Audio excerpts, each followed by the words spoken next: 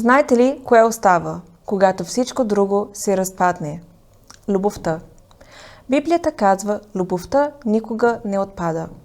Чувствата идват и се отиват. Настроенията се променят. Обстоятелствата се преобръщат.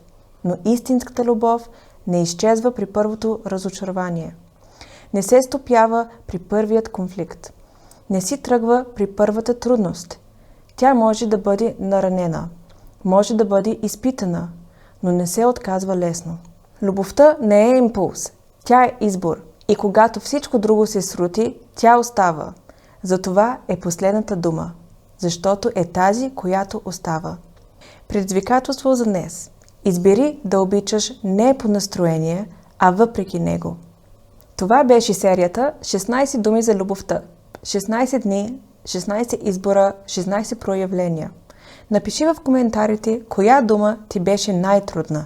Каним ви на лайв за любовта в събота 28 февруари от 16 часа.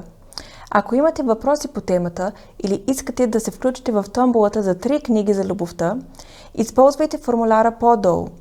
Абонирайте се за канала и бъдете с нас на живо 28 февруари от 16 часа.